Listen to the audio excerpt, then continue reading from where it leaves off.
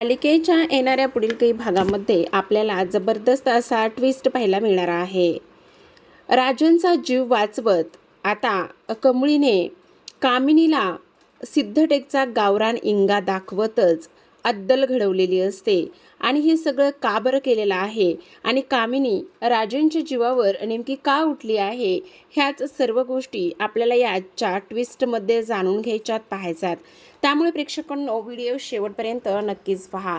खूपच जबरदस्त असा प्रोमो आलेला आहे आणि त्या प्रोमोमध्ये असं दाखवलेलं आहे की जेव्हा आता इकडे राजन दारू पित असतो आणि दारू प्यायल्यानंतर तो शुद्ध हरपलेला असतो, पण कामिनीला स्वतःच्या मुलीच्या कुंकाचं, त्याचबरोबर इथे भातचा आहे आणि नातीच्या वडिलांचं काहीही घेणं देणं नसतं, तरीसुद्धा ती आता इकडे राजनच्या जीवावर पडलेली असते. आणि त्याचमुळे आता कमळीला हे जेव्हा समजतं तेव्हा मात्र कमळी चांगलाच इंगा आणि चांगलीच इथे आता कामिनीची धुलाई करताना आपल्याला पाहायला दिसणार आहे. तर आता आपण पाहतो की निंगीला अनिकावर संशय आलेला असतो. जे काही कॉलेजमध्ये प्राजक्तासोबत प्रकरण होते त्यामध्ये सुद्धा अनिकाच आहे असा संशय तिला येतो. त्याचबरोबर त्या दिवशी CCTV फुटेजमध्ये 2 ठिकाणी तुझ्यासारखीच मुलगी तिथे होती, पण तिचा चेहरा दिसला नाही. मला तर असं वाटतंय ती दुसरी तिसरी कोणी नाही पण अनिकाच आहे. तेव्हा कमळी तिच्यावर विश्वास ठेवत नाही आणि ती म्हणत असते, नको निंगे, एवढी काळजी करूस, आपण बघू काय होतंय ते. तर आता इकडे जेव्हा कमळी आणि निंगी कॉलेजमधून घरी यायला निघतात त्याच वेळेला आपण पाहतो की इकडे आता कामिनी खूपच मोठा गेम करत असते आणि त्यावेळेस आता आपण पाहतो की इकडे अनिकाला ती ज्या काही खेळण्यातल्या गोट्या आहेत त्या गोट्या फ्लोअरवर टाकायला लावत असते आणि ती म्हणत असते की आता त्या आजोबांसोबत, म्हणजे सदानंद आजोबांसोबत त्या व्हीलचेअरच्या खुर्चीवर आणखी बसायला कोणीतरी पाहिजे ना, म्हणूनच आता राजन तर खूप प्यायलेला आहे. काही जरी झालं तरी सुद्धा इकडे राजनला सुद्धा आपण त्या व्हीलचेअरवर बसवायचंच असा तिचा डाव असतो. सुरुवातीला तर इकडे आता रागिनी म्हणत असते, नाही ग आई, प्लीज असं करायला नको. त्यावरती म्हणत असते, तू गप्प बस ग, जा राजनला सांग की इथे अन्नपूर्णा म्हणजेच तुझी सासू त्याला बोलवत आहे असं सांग तू. आणि हे सगळं सांगितल्यानंतर मग बघ कशी मजा येते. तर तेव्हा आता इकडे राजन हा सदानंद आजोबांच्या पायाशी बसलेला असतो आणि तो म्हणत असतो, बाबा मला खूप जास्त टेन्शन आले, मला ह्या सगळ्या गोष्टींची फार भीती वाटते. ह्या सगळ्या गोष्टी तो बोलत असतो तेवढ्यातच रागिनी येते आणि म्हणत असते, अरे राजन, तू इथे काय करतोयस? तिकडे बघ ना, तुला आई केव्हाच्या बोलवत आहेत आणि त्या बोलवत असताना तू इथेच बसलायस. तेव्हा राजन म्हणतो, काय मला आई बोलवते, चल चल, असं म्हणून आता राजनला रागिनी आतमध्ये घेऊन जाते. तेव्हा कामिनी आता इकडे सदानंद आजोबांच्या कानापाशी जाऊन म्हणत असते, काय रे दादा, ह्या व्हीलचेअरवरच्या खुर्चीवर तू एकटाच कसं काय बसशील आणि किती दिवस बसणार आहेस? तुझ्या एक गोष्ट लक्षात येते का? तुला सुद्धा ह्या खुर्चीवर बसण्यासाठी सोबत कुणीतरी हवं ना. म्हणूनच मी आता राजनची तशी खातरदारी करणार आहे. राजनला सुद्धा तुझ्यासोबतच ह्या खुर्चीवर बसण्यासाठी मी खूपच मोठा इथे प्लॅन आखून ठेवला आहे. आणि आता बघ ना, आतून हॉलमधून आवाज तुझ्या कानी पडेलच. असं म्हणता क्षणी कामिनी सुद्धा आतमध्ये जाते. आता रागिनी म्हणत असते, बघ ना, जा ना, आईच्या खोलीकडे तू जा ना. त्यावर राजन म्हणत असतो, नेमकं काय झालंय, कशाबद्दल तू बोलतेस? तेव्हा ती म्हणत असते, अरे असं काय करतोयस, तू जा ना, आई तुला बोलवतायत, आई तुला बोलवतायत. त्याच वेळेला आता कामिनी सुद्धा धावतच आतमध्ये जाते. आता रागिनी राजनला अन्नपूर्णाच्या खोलीकडे पाठवत असते आणि नेमकं अन्नपूर्णाच्या खोलीच्या बाहेरच अनिकाने ज्या काही खेळण्यातल्या कंचे किंवा गोट्या आहेत त्या इथे पसरवलेल्या असतात. आता इकडे राजन खूप दारू प्यायलेला असतो, तो शुद्ध हरपलेला असतो, त्यामुळे त्याला नीटसं चालता येत नसतं. तो सरळ पावलावर किंवा सरळ फ्लोअरवरच व्यवस्थित चालत नाही. तर मग आता त्या गोट्यावर पाय पडल्यावर बिचाऱ्याचं काय होईल? तेवढ्यातच निंगी आणि कमळी ह्या दोघी जणी इथे कॉलेजवरून येत असतात. जेव्हा त्या दोघी जणी कॉलेजवरून येतात तेव्हा आजोबा त्या दोघींनाही खाणाखुणा करत असतात, काहीतरी सांगण्याचा, बोलण्याचा प्रयत्न करत असतात. तेव्हा कमळी म्हणत असते, निंगे, तुझ्या एक गोष्ट लक्षात येते का?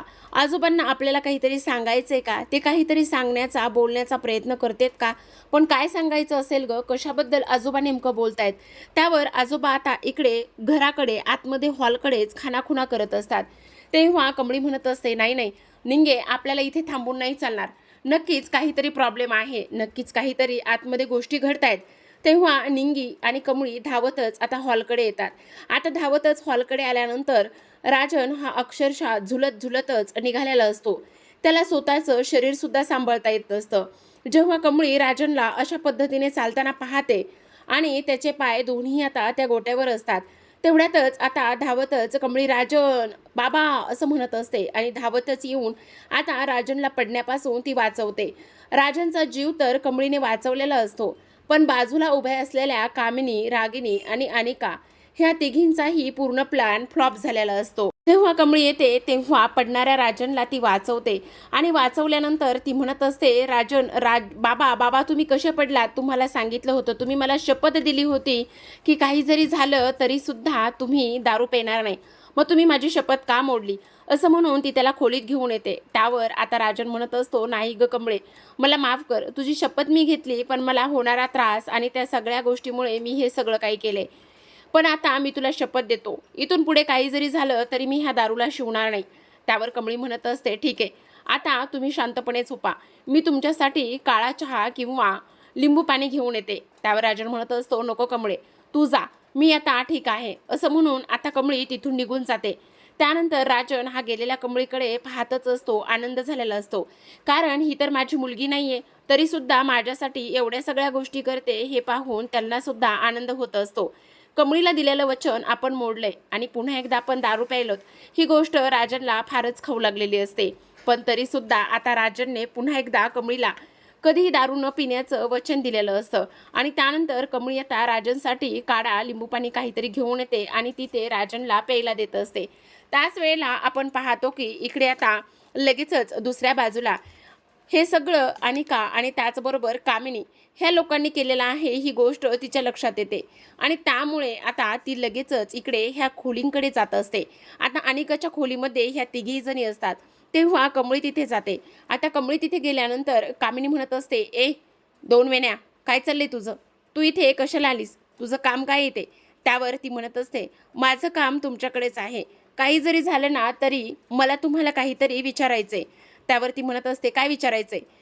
मला सांगा, माझे बाबा तिथे कसे काय पडले? म्हणजे पडणार कसे होते? तुम्ही त्या फ्लोअरवर काय टाकलं होतं? हे सगळं तुमचंच काम आहे. आपल्या घरामध्ये लहान मुलं मुली कोणीच नाहीत. अहो काय हो रागिनी काकू, तुमचे नवरा आहेत ना ते, तुमचं त्यांच्यावर प्रेम आहे काय गे अनिका? तुझे बाबा आहेत ना ते, आणि काय हो कडू आजी, तुमच्या लेकीचे मिस्टर आहेत ना ते. मग एवढं सगळं काही होत असताना तुमची हिंमत कशी झाली ह्या सर्व गोष्टी करण्याची? त्यावर रागिणी म्हणत असते, ए गप्प बस ग, सरळ सरळ माझ्यावर आरोप करतेस. त्यावर आता कमळी म्हणत असते, आरोप नाही करत, सरळ सरळ सांगते तुम्हाला. आत्ता तुम्ही यावेळेला मी माझ्या बाबांना वाचवलंय, पण इथून पुढे जर माझ्या आजीच्या, आजोबांच्या आणि माझ्या बाबांच्या वाटेला गेलात तर मी तुमचं जगणं मुश्किल करेल आणि तुमच्या बॅगा भरूनच ह्या घराच्या बाहेर तुम्हाला धक्के मारतच काढून देईल, समजलं? त्यावर रागिणी म्हणत असते, ए गप्प बस ग, तू आमच्याच घरात राहतेस आणि आमच्यावर आवाज चढवतेस. त्यावर आता कामिनी म्हणत असते, हे बघ तुझे दिवस भरत आलेत, तुला ह्या घरात जास्त दिवस ठेवणार नाहीये मी. असं म्हणता क्षणी आता कमळीला राग येतो. कमळी लगेचच आता कामिनीचा हात पिरगाळते आणि जोरातच दाबत असते. तेव्हा कामिनी म्हणत असते, अगं काय करतेस सोड, अगं काय करतेस सोड. त्यावर आता कमळी म्हणत असते, बघितलं ना, आत्ता फक्त हात पिरगळलाय, उद्या जर नाही गप्प बसलात ना तर तुम्ही आत्ता माझ्या बाबांसोबत जे काही केले ना ते उद्या तुमच्यासोबत असेल आणि आजोबांना सोबत म्हणून तुमच्यासाठी सुद्धा एक व्हीलचेअर मी घेऊन येईल, समजलं? तर प्रेक्षकांनो, पाहत रहा कमळी. भेटूयात अशाच एका नवीन ट्विस्ट सोबत. तोपर्यंत धन्यवाद.